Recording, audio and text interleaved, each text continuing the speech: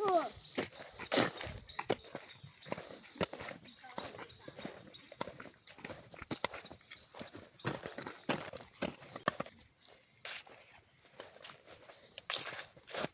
ิด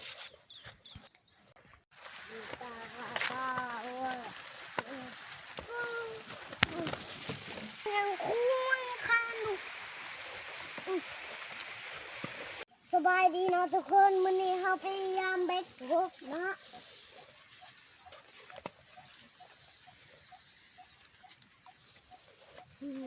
อย่า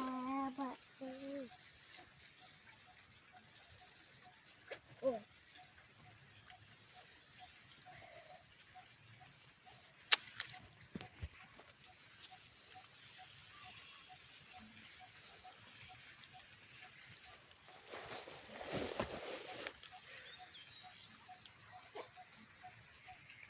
ได้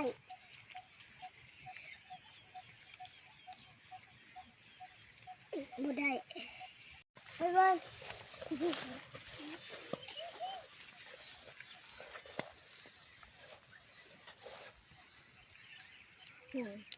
มันจะดิ้นด้วยบัดหามเลย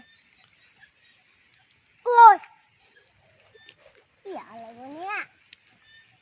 มีเป็นกบเหี้ยอะไรวะ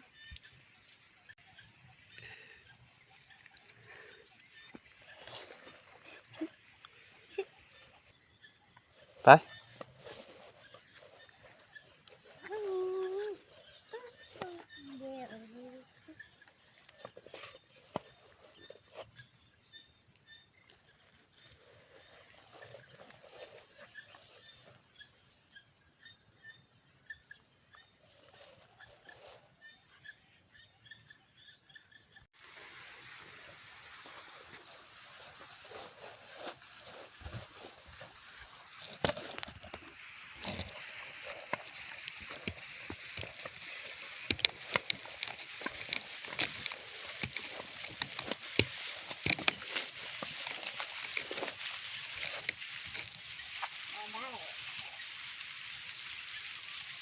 น้ำอ้ายแหละ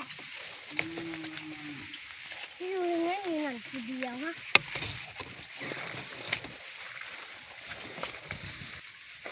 ไป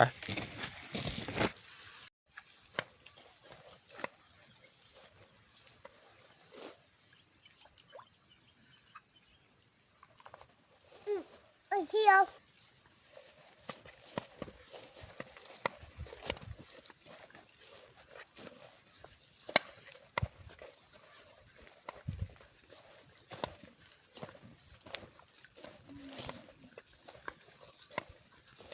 ก็ได้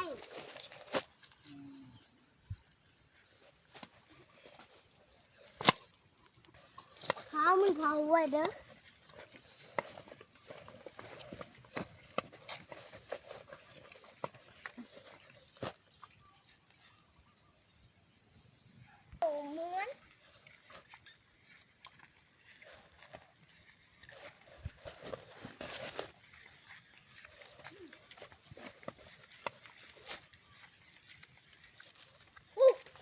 ได้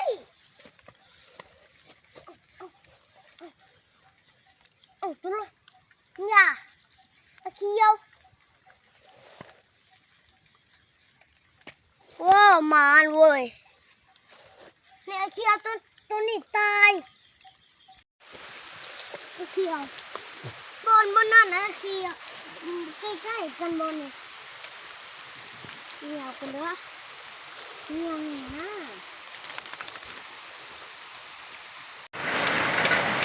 นี่ก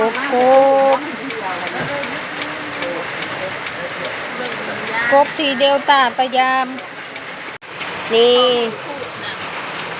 คนงานเดลต้ายามเบ็ดกบได้อยู่เด้อ